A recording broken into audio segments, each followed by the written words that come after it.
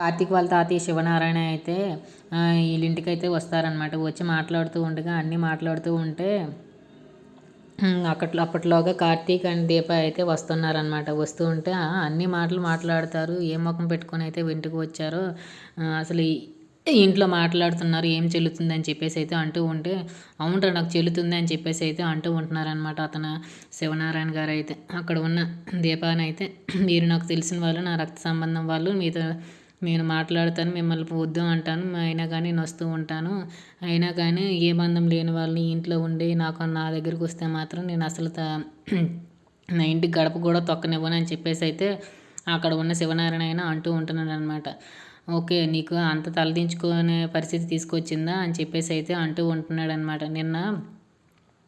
మొన్న మీ కోడల్ని కాపాడింది, నిన్న మీ మనవరాల్ని కాపాడింది, అవేమీ గుర్తుకు రాలేదు, ఇవన్నీ మీరు అంటున్నారు. దీపాన్ని అయితే మీ పర్మిషన్ తీసుకోకుండా మేము ఇద్దరం పెళ్లి చేసుకోమని మీకు ఇంత కోపము అని చెప్పేసి అయితే అంటూ ఉంటున్నారనమాట కార్తీక్ అయితే. ఇలాంటి మనిషిని ఇలా మాట్లాడుతూ ఉంటారా అని చెప్పేసి అయితే తన పర్మిషన్ని తీసుకుని ఏమి నేను పెళ్లి చేసుకోలేదు, నేనే తనని పెళ్లి చేసుకున్నాను, అలాగని తన మీద జాలిపడి ఏమి నేను పెళ్లి చేసుకోలేదు, తనని నేను ఇష్టపడి పెళ్లి చేసుకున్నాను, నేనేం మత్తులో ఉండి పెళ్లి చేసుకోలేదు, కళ్ళు తిరిగానే ఉండగానే స్పృహలు ఉండగానే తననైతే పెళ్లి చేసుకున్నాను అని చెప్పేసి అయితే కార్తీక్ అయితే అంటూ ఉంటున్నాడు. అక్కడ ఉన్న కాంచన వాళ్ళ అమ్మ అయితే అలా చూస్తూ కార్తీక్ మాటలు చూస్తూ అలా ఉండిపోయారనమాట. కాంచనమ్మ అండ్ ఇంకొక ఆవిడ ఉన్నారు కదా, దీప వాళ్ళ అత్తయ్య కూడా అక్కడే ఉండి షాక్ అవుతూ ఉన్నారు. దీప అయితే అలా మాటలు వింటూ చూస్తూ ఉందన్నమాట. కార్తీక్ అయితే అసలు ఆ ఊరుకునే లేకుండా మాట్లాడుతూ ఉన్నాడనమాట.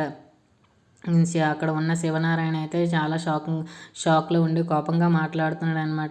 దీప నా భార్య అని చెప్పేసి అయితే కార్తీక్ అయితే అంటున్నాడు.